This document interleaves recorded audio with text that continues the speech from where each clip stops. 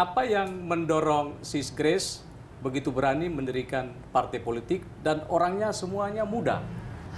Awalnya juga ada proses sih, artinya saya kan backgroundnya sama sekali nggak punya keluarga yang berkecimpung di politik.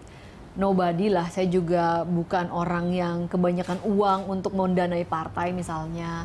Tapi kami ini meskipun berbeda-beda latar belakang, kita terinspirasi oleh Pak Jokowi dan Pak Ahok ketika Pilkada DKI.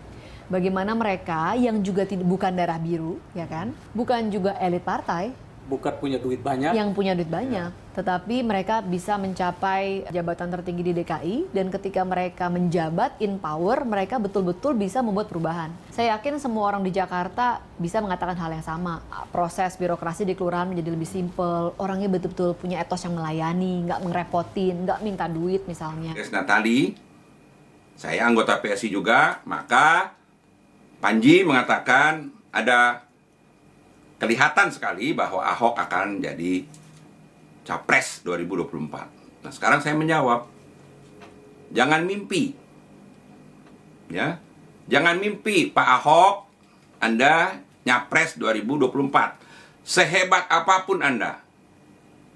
Saya bukan orang yang tidak setuju pada Anda dalam kinerja.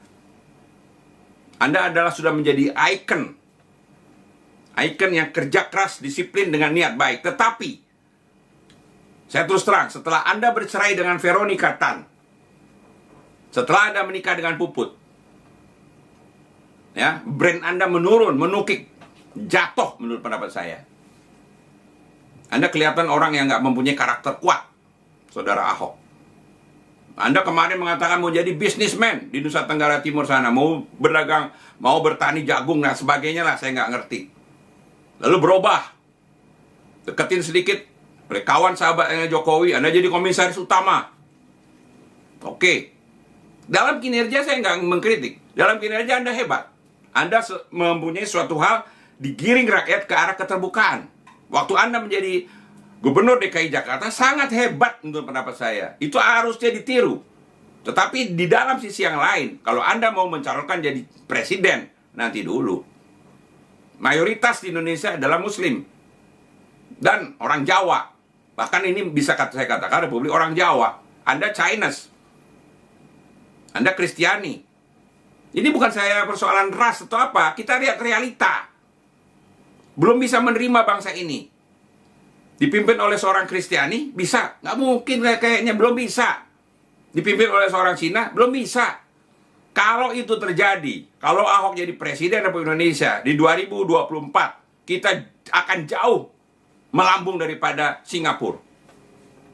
Akibatnya, akan tersisihkan pribumi di bumi Indonesia.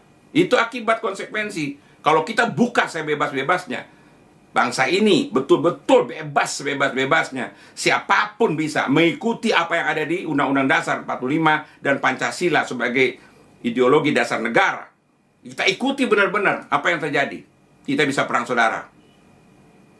Kadal gurun nggak akan diam itu. 212 nggak akan diam. Ahok aja mau jadi ketua otoritas di Kalimantan aja udah akan banyak bermunculan. Nggak suka. Walaupun karakter Ahok juga ada hal yang nggak benar. Pekan lalu ada cerita memprihatinkan. Ahok menyerang Partai Solidaritas Indonesia secara terbuka. Saya sih selalu percaya orang baik seharusnya bersatu dengan orang baik melawan orang-orang jahat. Ahok orang baik. PSI juga adalah kumpulan orang-orang baik. Karena itu saya nggak paham mengapa Ahok malah memilih untuk menjelekkan orang-orang PSI yang pernah mendukungnya dengan tulus. Di majalah Tempo, Ahok bercerita soal ketidaksukaannya terhadap PSI. Tapi alasannya sih nggak jelas. Dia cuma bercerita bahwa dia sempat didatangi utusan PSI ketika ia masih ditahan di Makobrimob. Ahok tidak menyebut siapa nama utusan PSI itu. Tapi kata Ahok, dia kesal karena PSI mau mengajak Ahok bergabung ke PSI mengingat nama Ahok bisa menaikkan perolehan suara PSI. Dengan ketus Ahok berkata pada PSI, kalian ini saya sudah masuk penjara saja masih mau dimanfaatkan. Di media online kumparan, kalimat Ahok bahkan lebih menohok PSI. Menurut Ahok, partai baru cuma bisa ngomong gede, belum teruji, Dan yang penting mereka akan menggerogoti PDIP. Mereka tuh maksudnya PSI. Kalimat terakhir ini kurang lebih samalah dengan kesinisannya terhadap PSI menjelang Pilkada 2019. Waktu itu Ahok baru saja keluar penjara dan langsung melancarkan kampanye anti PSI. Ketika itu dia mengingatkan pemilih untuk mendukung partai nasionalis yang besar, jangan yang baru lahir. Di Komparan, Ahok juga menyatakan bahwa dia kini bergabung dengan PDIP karena PDIP adalah partai yang konsisten memperjuangkan kebenaran, keadilan, dan kemanusiaan. Bagi saya, apa yang dilakukan Ahok sangat mengecewakan. Sikap Ahok ini adalah contoh terbaik tentang bagaimana perjuangan masyarakat sipil dihabisi oleh pertikaian di dalam diri sendiri. Saya tidak meragukan sedikit pun integritas Ahok. Dia salah seorang warga terbaik di Indonesia. Tapi mungkin cara berpikirnya yang memang sangat sederhana. Atau mungkin juga dia baperan. Pasti ada sesuatu yang menyebabkan dia marah pada PSI.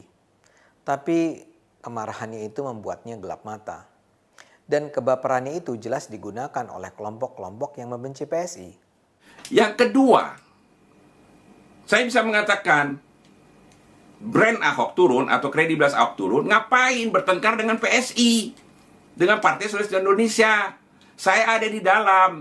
Partai Solidaritas Indonesia itu berniat baik untuk bangsa dan negara ini. Sampai sekarang masih seperti itu. Ya, saya garansi itu. Anak-anak muda di PSI berjuang untuk itu. Berniat memang tulus. Itu akibat dari seorang Ahok. Tuh PSI itu jadi PSI, tanya Grace Natali kalau nggak percaya. Itu kan ada Ahok dan Pak Jokowi. Tapi kalau seperti sekarang, kok malah jadi bertentangan dengan PSI, bermusuhan. Ahok malah ngata-ngatain, Anda ini oke, Anda masuk PDIP no problem, tapi jangan jelek-jelekin PSI dong. Saya jadi nggak respect kepada Ahok kalau seperti ini. Anda itu ternyata sama aja. Bukan berniat untuk berbangsa dan bernegara, tapi kepentingan. Kepentingannya Ibu Mega di situ, kepentingannya PDIP di situ. Mau ngapain Anda dengan bangsa Indonesia, rakyat Indonesia, kesejahteraan Indonesia kalau seperti itu, Pak Ahok?